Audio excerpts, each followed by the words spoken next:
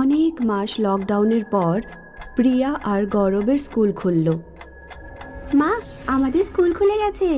এতদিন পর স্কুলে যাব, বন্ধুদের সাথে দেখা হবে, কত মজা হবে। কিছুই মজা হচ্ছে না। স্কুল বন্ধ ছিল, তাই বাড়িতে বসে আরামসে ভিডিও গেম খেলা যাচ্ছিল। প্রচুর হোমওয়ার্ক করতে হবে এবার। গৌরব নিজের ঘরে গিয়ে ভিডিও গেম খেলতে শুরু করে। হঠাৎ ওই ভিডিও গেমে ভয়ঙ্কর একটা মুখ ভেসে ওঠে। কাল স্কুলে দেখা হবে। মা! গৌরবের মা আর বোন ঘরে আসে। কি হয়েছে গৌরব? ভিডিও গেমে একটা পেতনি। এতে এত চেঁচানোর কি হলো? গেমের কোনো চরিত্র হবে হয়তো। না না, ভয়ঙ্কর গলায় বলল। সারাদিন ভিডিও গেম খেলে খেলে তোর মাথা খারাপ হয়ে গেছে। এখন শুয়ে পড়, কাল স্কুলে যেতে হবে। প্রিয়াও নিজের ঘরে শুতে চলে যায়। আমি তো স্কুল ড্রেস ইস্ত্রি করিনি। প্রিয়া ড্রেস বের করার জন্য আলমারি খোলে। আলমারির ভেতরে একটা পেতনি স্কুল ড্রেস পরে দাঁড়িয়েছিল। পেতনিটা প্রিয়ার গলা চেপে ধরে। কি হলো? আলমারিতে ভূত আছে। এখন মনে হচ্ছে তোরও মাথা খারাপ হয়ে গেছে। মা আলমারি খুলে দেখে, কোথায় ভূত এখানে? পরের দিন প্রিয়া আর গৌরব স্কুলে রওনা হয়। দুজনই একটা গাছের নিচে দাঁড়িয়ে স্কুল বাসের অপেক্ষা করছিল।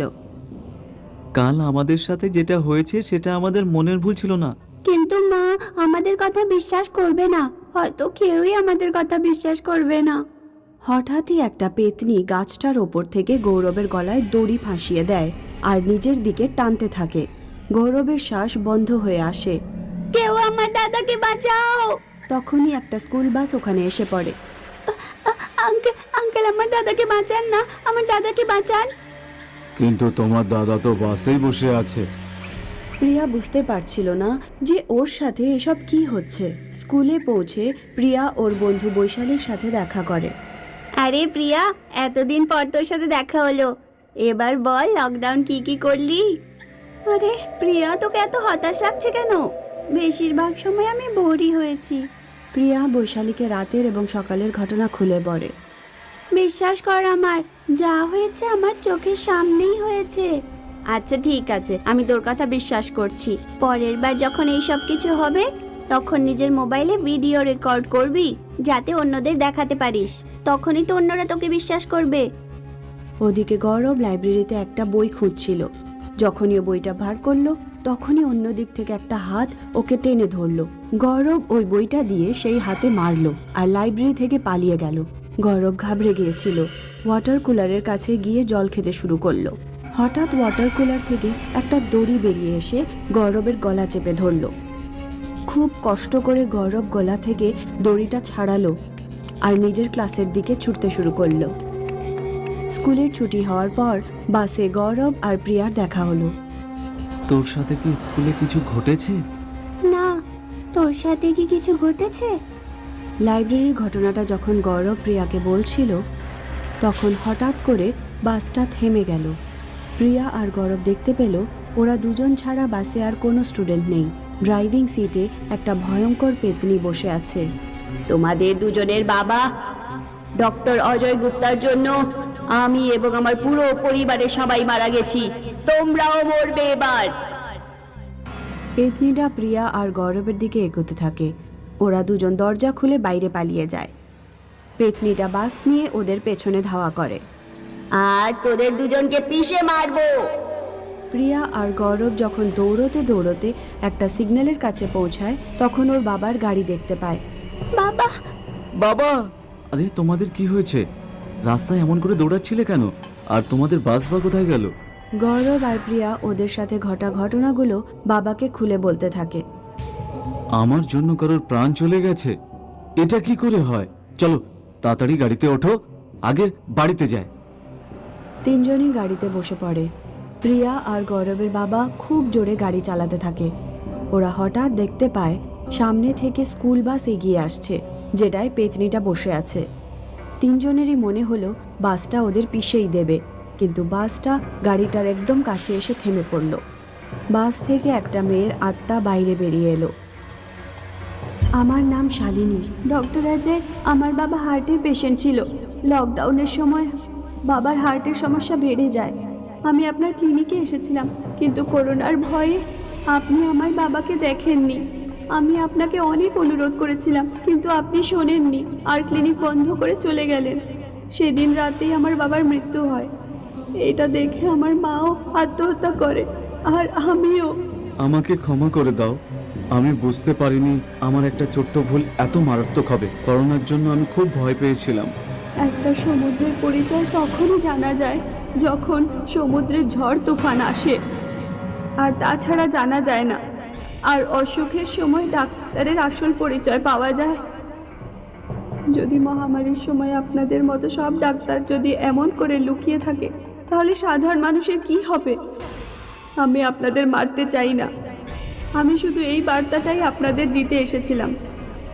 ডক্টর অজয় এরপর সিদ্ধান্ত নেন নিজের ক্লিনিকে আসা সব রোগীকে উনি দেখবেন, আর কাউকে উনি ফেরাবেন না। কথাগুলো বলেই মেয়েটার আত্মা উধাও হয়ে যায়।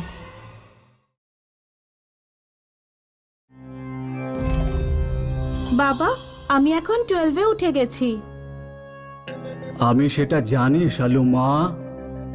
আমি ভাবলাম তুমি বোধহয় ভুলেই গেছো। এমনিতেই তো তুমি আজকাল বাড়িতে থাকো না।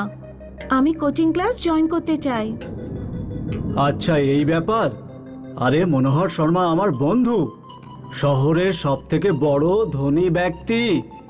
ওর আন্ডারে নাতাশা কোচিং সেন্টারও চলে। আমি ওখানে তোমার ব্যাপারে কথা বলছি। শালুর বাবা নাতাশা কোচিং সেন্টারে যান। রাত 10টা বেজে যায়, কিন্তু শালুর বাবা বাড়িতে ফেরে না। তোর বাবা এখনো এলো না, একবার ফোন করে দেখ না। শালু বাবাকে ফোন করলো, বাবা ফোন তুলছে না। শালু আর শালুর মা নাতাশা কোচিং সেন্টারে যান। তারপর দেখতে পান ক্লাসরুমে শালুর বাবার বডি সিলিং ফ্যান থেকে ঝুলছে। শালু ভয়ে চেঁচিয়ে উঠল, শালুর বাবাকে কে মারলো? নাতাশা কোচিং সেন্টারের আসল রহস্য কি? আসুক দেখা যাক গল্প ভুতুড়ে কোচিং সেন্টার। রমেশের পরিবার উত্তরপ্রদেশের বরেলি জেলাতে বাস করত। রমেশ এক প্রাইভেট স্কুলে শিক্ষকতা করত। বাবা, আজ যখন কাজ থেকে ফিরবে মোমো নিয়ে এসো আমার জন্য। ঠিক আছে মা। রমেশ ডিউটি থেকে ফিরে আসে। তখন ওর মুখটা একেবারে শুকনো লাগছিল। কি হয়েছে? এত শুকনো দেখাচ্ছে কেন? স্কুল বন্ধ হচ্ছে, আমার চাকরিটাও চলে গেছে। বাবা, তুমি একটা কোচিং সেন্টার খোলো। তুমি ম্যাথস পড়াতে পারো, আর কোচিং সেন্টার থেকে ভালো ইনকাম হবে। আমার কোচিং এর টিচারদের দেখো, মাসে মাসে লক্ষ লক্ষ টাকা ইনকাম করেন। রমেশ একটা জমি কিনে ওখানে একটা কোচিং সেন্টার ওপেন করেন, আর তার নাম রাখেন নাতাশা কোচিং সেন্টার।